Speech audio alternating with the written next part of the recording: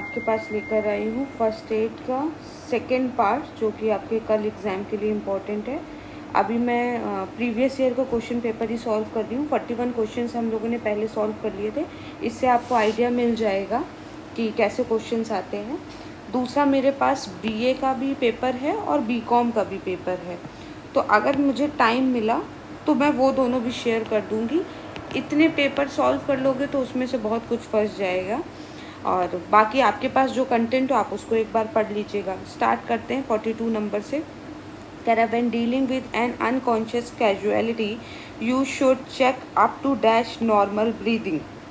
कह रहा है जब आप किसी को अनकॉन्शियस देखते हो, जो जिसमें चेतना नहीं है, लगभग बेहोश आप किसी को बोल सकते हो, तो आपको कब तक क्या चेक करना चाहिए। तो कह रहा है maximum 2 second for normal breathing.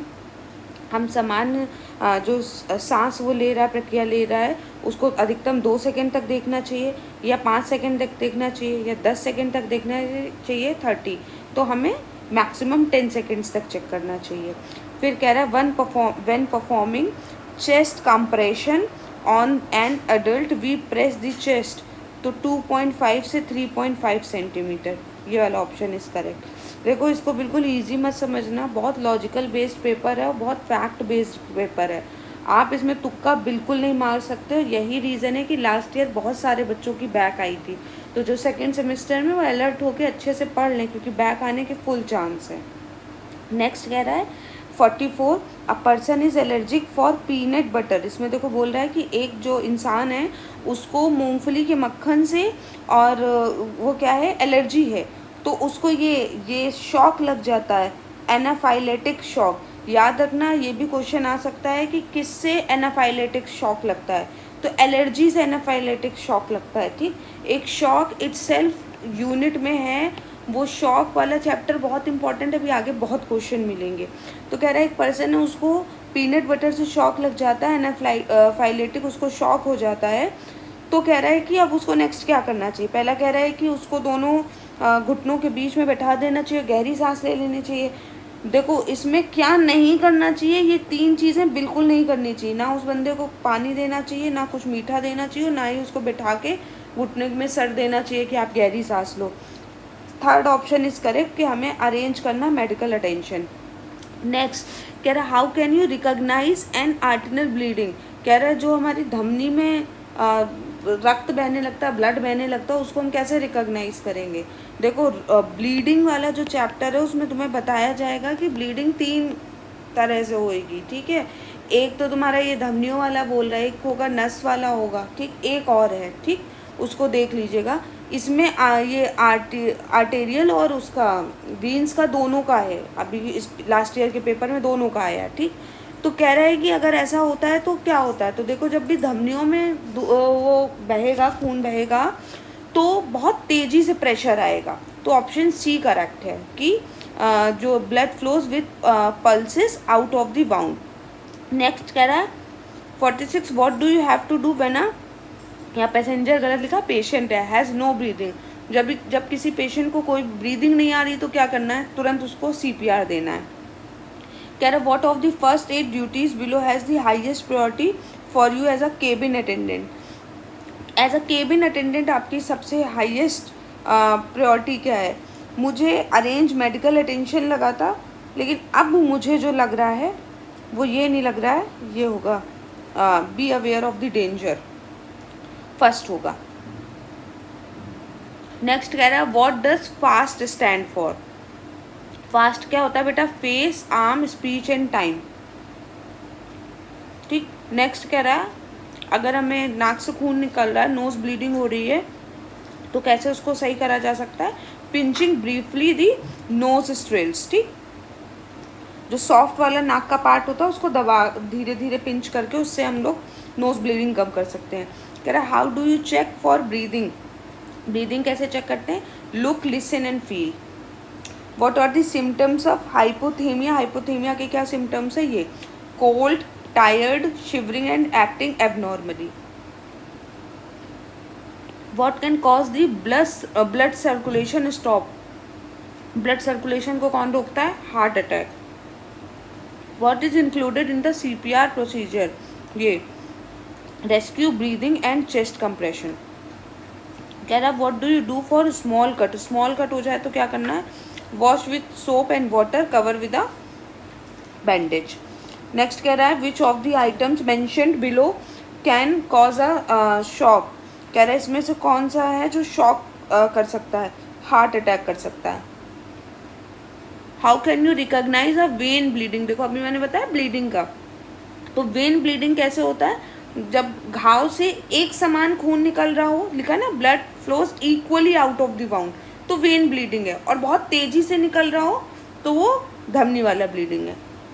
Next कह रहा what applies to a victim with a reduced consciousness. कह रहा the victim is still capable to speak.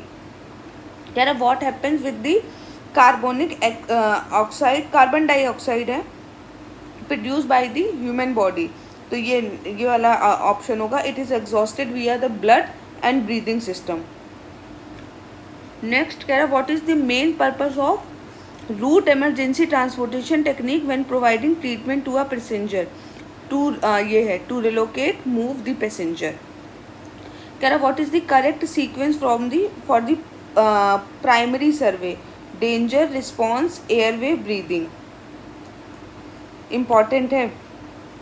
What should you not do before carrying out abdominal thrust on someone who is choking? Lean the person who is choking backward. Next, कह रहा है what is the normal number of breaths per minute for an adult? 12 से 20, important है। किसी सामान्य व्यक्ति के लिए कितनी बार सांस जो ब्रीदिंग है वो पर मिनट होनी चाहिए, तो 12 से 20 होनी चाहिए। कह रहा है आफ्टर समवन हैज़ फेंटेड, अगर कोई बेहोश हो गया है तो फिर उसे कैसी सहायता देनी चाहिए, ये lay down with legs raised, उसको लिटा के उसके पैर उठा दो। What position should the head be in during a nose bleed, head forward, जब तुम्हारे खून निकल रहा हो तो हेड को क्या करना है, तुम्हें फॉरवर्ड करना है। ये वाला नोज ब्लीड का आपका पहले भी 41 क्वेश्चन तक में भी 2 क्वेश्चन आए थे, और अभी 42 से स्टार्ट करा तब भी ये 2 क्वेश्चन आ गए, ठीक है, तो नोज ब्लीडिंग देख लेना।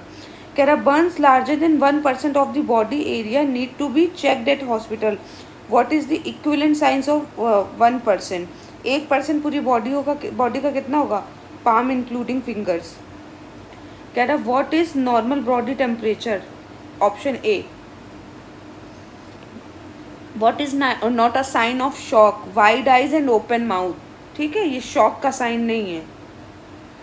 कह रहा है in which situation would you wrap a casualty in a cold wet sheet, अगर आप किसी मरीज को, किसी स्थिति में आप मरीज को क्या करते हो, ठंडी गीली चादर से लपेटते हो, तो हीट स्ट्रोक में, जब किसी को हीट स्ट्रोक लग जाए। कह रहा how many compression and breaths about you do for each cycle of CPR, 30 compression and 2 breath. देखो भैया CPR के क्वेश्चन तो बहुत अच्छे से पढ़ लो, बोल दो तो मैं 25-30 CPR के ही क्वेश्चन प्रैक्टिस करा दूँ, लेकिन CPR मुझे बहुत दिखा, हर 11वां क्वेश्चन CPR का था, और ये फैक्ट्स हैं, ये रटने पड़ेंगे कि 30 कंप्रेशन 2 ब्रेथ। कह रहा व्हाट कॉजेज एना, देखो यही वाला आ गया बेटा कि ये जो एनाफ्लेटिक शॉक अभी पीछे करा था, तो इसको पढ़ लेना, इंसेक्ट स्टिंग, स्पाइडर बाइट्स, ठीक, इससे लगता है ये वाला सदमा।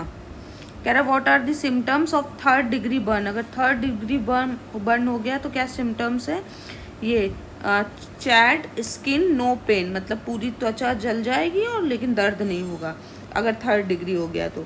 What is the first thing you should do for severe bleeding, अगर सीवियर ब्लीडिंग हो रहा है तो क्या करना है, direct pressure with clean cloth और हैंड। कह रहा है विच of the following is not sexually transmitted disease, TB। What is your first action when examining the condition of a patient? Speak to the victim and shake his shoulder. अगर आप किसी की जांच कर रहे हो तो आपकी प्रथम गतिविधि क्या होनी चाहिए, तो मरीज से बात करेंगे व उसके कंधे को हिलाएंगे। What is the main purpose of the Hilmich procedure? To remove a blockage in the victim's airway. कह रहा what can you do to avoid a person experiences a short period of unconscious fainting apply fresh air, let the victim lay down and reassure the victim. कह रहा what do you position the knot in the end of the bandage of an emergency bandage. कह रहा अगर आपातकालीन पट्टी के सिर पर गांठ कहाँ लगाएंगे, तो फिर clearly away from the wound.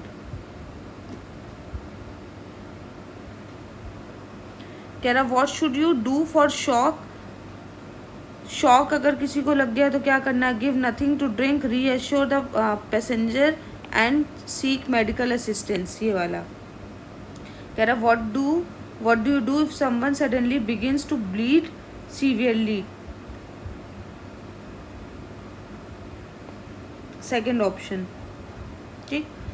What is the best treatment of second degree burn, water, ठीक। Which of the following proteins affects the cardio respiratory centres and central nervous system, option A. What is the correct procedure when treating with AED, option A. कह रहा what are the requirements for a cover bandage, option C, ये कीटाणु रहित होना चाहिए। कह रहा how many teeth of children come out by the end of 2 years, 20। Next,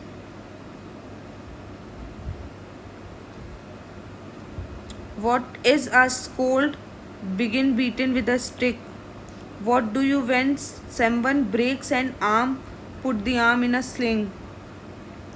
What is the best procedure for treating known poisonous snake bite, ठीक। जाने पहचाने जहरीले सांप के काटने के बाद सबसे पहले क्या करना चाहिए, तो ऑप्शन बी, सांप के काटने के स्थान पर 4 इंच ऊपर उसमें एक कस के पट्टी लगानी ताकि जहर नहीं फैल पाए। 91 कह रहा choose all the factors in the list below that contribute to date rape, both of the above. अब ये वाला जो भैया क्वेश्चन है, ये 4 स्टेजेस दी हुई हैं और इस पे 7 क्वेश्चन दिख रहे हैं मुझे यहाँ से लेके। अब इतना ही इम्पॉर्टेंट है तो इसमें एक चीज़ देख लो, जितना मुझे समझ में आया है, किसी भी शॉक की, इसको हम कल्चर शॉक बोलते हैं, इसकी 4 स्टेजेस होती हैं। पहला है टेंशन बिल्डिंग फेज, फिर दूसरा है इंसिडेंट या एक्सप्लोसिव स्टेज, तीसरा है हनीमून स्टेज, ठीक। इसमें बेटा क्या होता है, जैसे कभी कोई शॉक लगता है, शॉक किस किस तरीके से लग सकता है, हम लोगों को कोई कुछ बात कह दे तो लग सकता है, कोई बहुत ऐसा इंसिडेंट हो जाए जिसको हम एक्सपेक्ट नहीं कर रहे तो उसकी वजह से शॉक हो सकता है, हमारा एक्सीडेंट हो जाए उसकी वजह से शॉक लग सकता है, जल जाए उसकी वजह से शॉक लग सकता है, कोई चीज़ हमें एलर्जी करती है, वो एलर्जी ज़्यादा बॉडी में कर गई उसकी वजह से शॉक लग सकता है, ठीक है। तो कई तरीके हैं। अब यहाँ पे बोल रहा है कि एब्यूज़र प्रॉमिस टू चेंज। देखो मैं तुम लोगों को 4 स्टेजेस बता देती हूँ। टेंशन बिल्डिंग फेज क्या होती है, this stage is characterised by growing tension and arguments in the relationship. जब 2 लोग किसी भी रिलेशनशिप में हो, फ्रेंड्स में हो, हस्बैंड वाइफ हो, या किसी भी रिलेशनशिप में हो, ब्रदर सिस्टर हो, और उनके रिलेशनशिप में क्या हो रहा है, आर्ग्यूमेंट्स हो रहे हैं, उनकी में टेंशन बढ़ रही है, लड़ाइयाँ हो रही हैं, तो यहाँ पे जो एब्यूज़र है, जो एब्यूजिंग कर रहा है, जो लड़ रहा है, द एब्यूज़र में बिकम इंक्रीजिंगली क्रिटिकल, विड्रॉन और पैसिव एग्रेसिव, ठीक है। यहाँ पे टेंशन ग्रोइंग वाला फेज होगा, जो एब्यूज़र होगा वो ज़्यादा से ज़्यादा लड़ाई करेगा, टेंशन वो करेगा, और जो ये बन जाएगा और ज़्यादा क्रिटिकल और या विड्रॉ करने लगेगा चीज़ों को, ठीक है। फिर एक्सप्लोजिव स्टेज क्या होती है, this is the peak of the abuse cycle. जब हम अब्यूजिंग साइकिल में चल रहे होते हैं तो सबसे पीक में, मतलब अभी कोई गरिमा ही नहीं छोड़ेंगे हम लोग, ठीक, लड़ने की, तो peak of the abuse cycle होगा where the abuser explodes in anger and violence. हाथ पैर भी उठाना पड़ गया तो मार पिटाई भी चालू हो सकती है एक्सप्लोजिव में। हनीमून स्टेज क्या होती है, this stage follows the abusive incident, the abuser apologises, abuser यहाँ पे माफ़ी मांगता है, फिर वो पीस की ओर जाने की कोशिश करता है, प्रॉमिस करता है कि वो चेंज हो जाएगा। This creates a sense of hope and temporary peace for the victim. Victim के लिए टेम्परेरी पीस का एक होप दिखता है यहाँ पे, ठीक। अब यहाँ पे हम लोग पढ़ते हैं। पहला क्वेश्चन कह रहा है अब्यूज़र प्रॉमिस टू चेंज। तो टेंशन में बिल्डिंग फेज में तो भैया ये स्टेज नहीं होती है, इसमें तो टेंशन बढ़ती है। एक्सप्लोजिव में तो बिल्कुल पीक में पहुँच जाता। This is the stage, honeymoon stage, जहाँ पे अब्यूज़र प्रॉमिस करता है कि वो चेंज होगा। नेक्स्ट कह रहा the victim believes the abuser will change. Victim believe करता है कि अब्यूज़र भी चेंज हो जाएगा, ये भी हनीमून स्टेज में होगा। कह रहा victim is edgy and tries not to, पता नहीं यहाँ पे क्या लिखा है, ये पढ़ते हैं। कह रहा पीड़ित परेशान होता है और तथा दुर्व्यवहारी से उलझने की कोशिश नहीं करता है, टेंशन बिल्डिंग फेज, ठीक है। नेक्स्ट आता है, कह रहा है abuser feels sorry and guilty. तो किस में फील करता है सॉरी और गिल्टी? हनीमून की स्टेज में। कह रहा है abuser has mood swings. Abuser के मूड स्विंग्स हो रहे हैं और वो बहुत अनप्रिडिक्टेबल है। तो विड्रॉल वाली स्टेज कौन सी थी? Tension building stage. कह रहा है अब्यूज़र फिजिकली, वर्बली और सेक्सुअली असॉल्ट द विक्टिम। तो ये कौन सी हो जाती है? एक्सप्लोजिव स्टेज, ठीक। तो इतने क्वेश्चन अभी देखिए, एक और है शायद, हाँ, अब्यूज़र कॉन्स्टेंटली क्रिटिसाइजेज द विक्टिम। तो ये टेंशन बिल्डिंग फेज हो जाता है। नेक्स्ट कह रहा है the risk of rape is higher for women ages 30 to 40 then the women of other ages. False, इनकी कोई एज नहीं होती है, ठीक। Most acquaintance rapes involves the use of alcohol on the part of the victim. हाँ सही है, true, ठीक। ये मैंने इतने कर दिए। अब नेक्स्ट जो है वो मैं बीकॉम का पेपर देखती हूँ, पहले मैं सॉल्व करने की कोशिश करती हूँ क्योंकि बहुत टिपिकल है, टू द पॉइंट है। तब तक आप इतना पढ़िए, कोई प्रॉब्लम हो तो फिर बताइएगा। Thank you everyone.